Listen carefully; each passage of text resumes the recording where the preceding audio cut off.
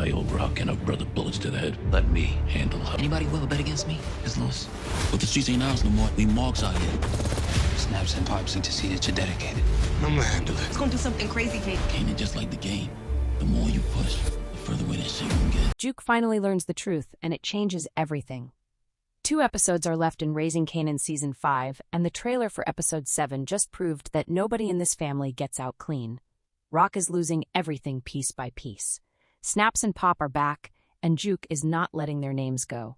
Kanan is standing right in the middle of a war that is about to swallow every single person he loves. This is Penultimate, and it means exactly what it sounds like. Second to last, the final countdown has begun. 2 episodes left, and the trailer for Episode 7 makes one thing painfully clear: nobody walks away from this untouched.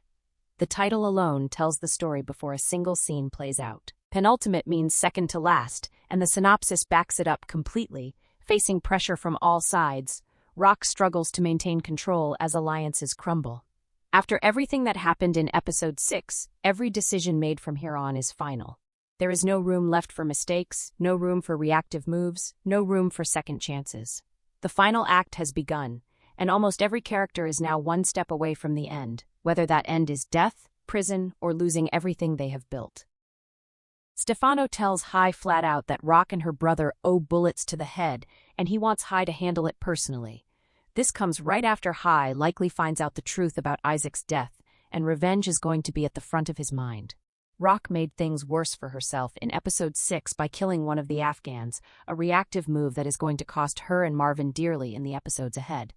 Stefano wants nothing more than to end them both, and with every episode that passes, he gets closer to doing exactly that.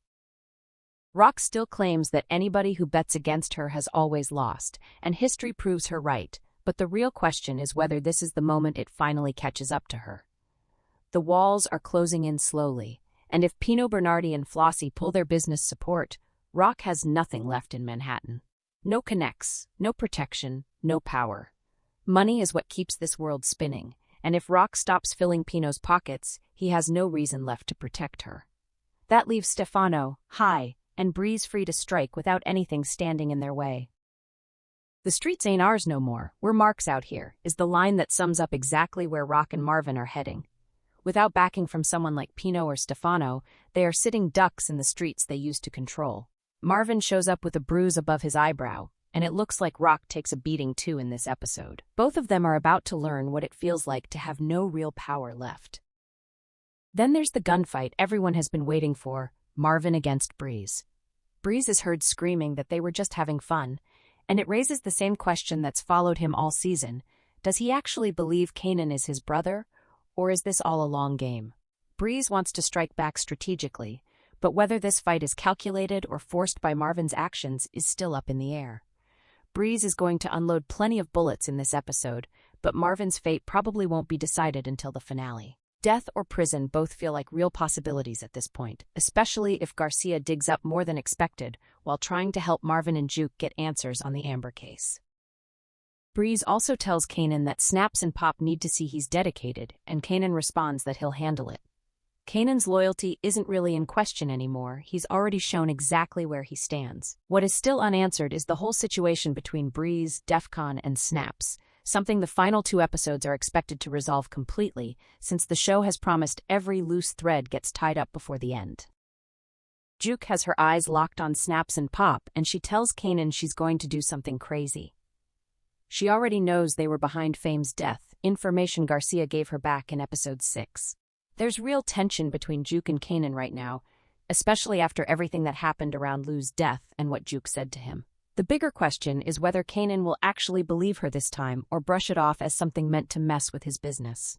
Kanan has a history of ignoring the truth even when it's handed to him directly, so it's fair to wonder if Episode 7 finally breaks that pattern. Aisha warns Kanan that Juke is about to do something crazy, and that alone suggests Juke might be planning to go after Snaps and Pop on her own. But taking on 2 powerful players like that without backup feels impossible. Breeze already proved that going solo against protected enemies gets you nowhere. He could only watch from a distance when it came to Hi. Juke is going to need Kanan's connections and his position between all these players if she wants any real shot at getting close enough to pull the trigger. There's also a quieter, emotional moment coming. Juke in tears, hugging Marvin, which might be the moment she finally makes her move. And the trailer closes with Marvin warning Rock that Kanan is just like the game itself. The harder you push, the further he slips away. Kanan isn't just playing the game anymore. He is the game, and there is no pulling him back now. He's too far gone, and this episode makes that painfully clear. With everything building since episode 6, from Captain Baptist's involvement to Juke, Marvin, and Breeze, all making their own dangerous moves, episode 7 is set up to be the most explosive chapter yet before the finale closes it all out.